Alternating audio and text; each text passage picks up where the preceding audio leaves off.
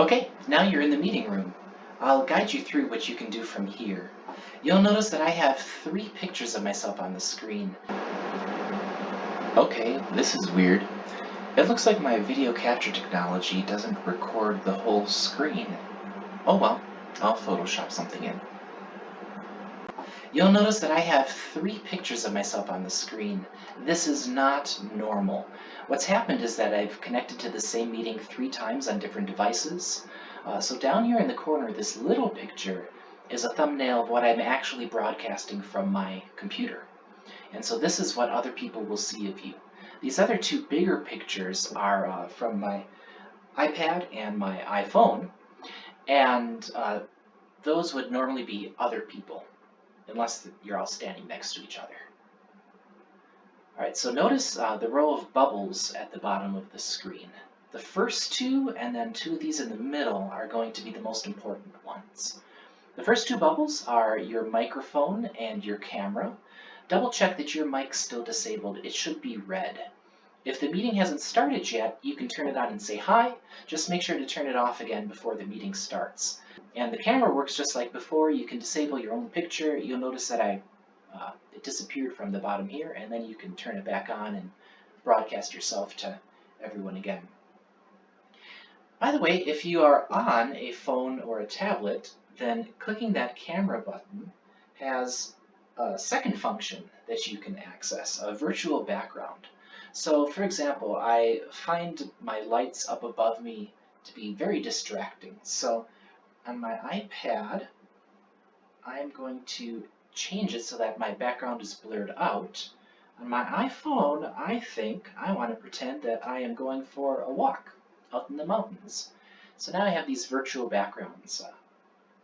If I have something going on in the background that I think is going to distract people, this is what I can use to hopefully distract them less. The 4th icon down here, the person with the papers in front of them, brings up the participants window. So you'll notice my view just changed, and up here I can see everyone who's in this meeting. So it's me, and me 2, and me 3. If you go up to the participants window, you'll see a raise hand icon. You can click that to let the presenter know that you have something to say. And then you can click that again to turn back to black to say that you do not have anything to say. If you're on the phone app, the participants button isn't in this bottom menu. Instead, it'll be up top. And when you open that participants view, instead of the hand being up there, it'll actually be down at the bottom of the screen. The 6th icon is the chat window. On a computer, you'll have both of these side by side because you can bring up both together. So like here, I'm going to type to all of me. And then I can read that same message. It pops up on both my other devices as well. So on a computer, the chat window opens up underneath the participants window, and you can click it and resize it if you want to see more chat and less people. But if you're on a phone or a tablet, you can access the chat from the bottom of the participants window next to the raise hand button. So on a computer, you can do both at the same time. On a tablet or a phone, you have to go to the participants menu first, and then you can get to the chat from there. The last button down here, the red one, is to leave the meeting. If I click this, then I can leave. If I'm the host, it'll kick everyone else out too.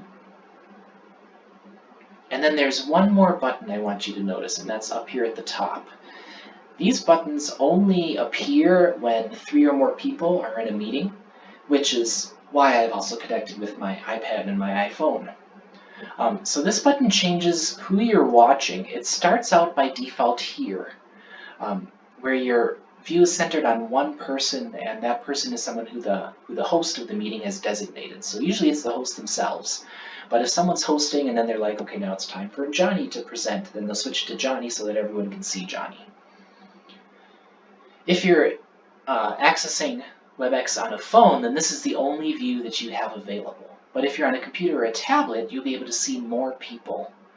So the second option with these three little boxes down below brings up tiny little thumbnails of all the other people in the meeting who aren't currently focused. And then the third option with the four equal boxes brings up everyone in equal size tiles. Well, not everyone. It can only show up to 25 people. So if you have more than 25 people in your meeting, then some of them you won't be able to see. And you have to check the participants log to see if they're actually there.